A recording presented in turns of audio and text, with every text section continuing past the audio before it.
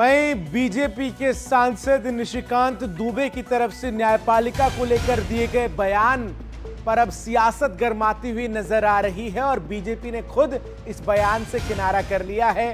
Party के राष्ट्रीय अध्यक्ष जेपी नड्डा ने सोशल मीडिया प्लेटफॉर्म एक्स पर पोस्ट कर स्पष्ट कर दिया कि निशिकांत दुबे का यह बयान व्यक्तिगत है, बीजेपी का इससे कोई लेना देना नहीं है। बीजेपी हमेशा न्यायपालिका का सम्मान करती है।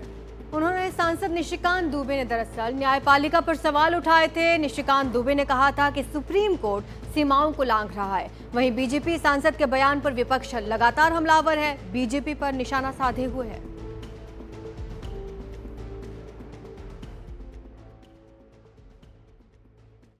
जो अपॉइंटिंग अथॉरिटी है उसको आप निर्देश कैसे दे सकते हैं? भारत के चीफ जस्टिस का अपॉइंटमेंट भारत का राष्ट्रपति करता है।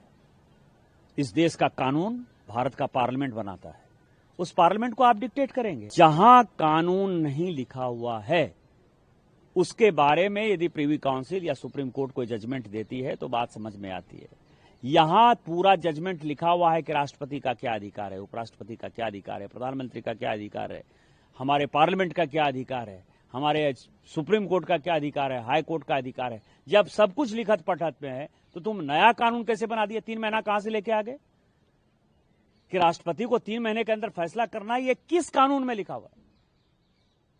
इसका मतलब यह है कि आप इस देश को एनार्की की तरफ ले जाना चाहते हो और एनार्की जो है इस देश में बर्दाश्त नहीं होगी। जब नया कानून आएगा, जब नया पार्लियामेंट बैठेगा, इसके ऊपर विस्तृत चर्चा होगी। उन्होंने कहा कि सुप्रीम कोर्ट जिम्मेदार है, देश में युद्ध भड़काने के लिए अब सुप्रीम कोर्ट केवल जिम्मेदार है। देखिए, सुप्रीम कोर्ट को कमजोर करने में लगे हुए हैं।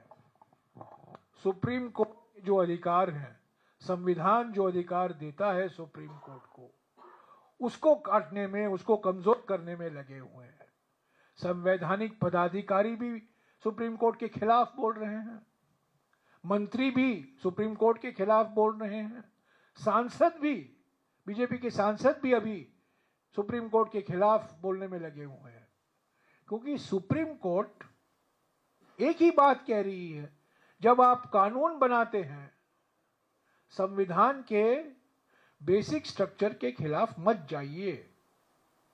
अगर संविधान के खिलाफ है तो इस कानून को हम स्वीकार नहीं कर सकते।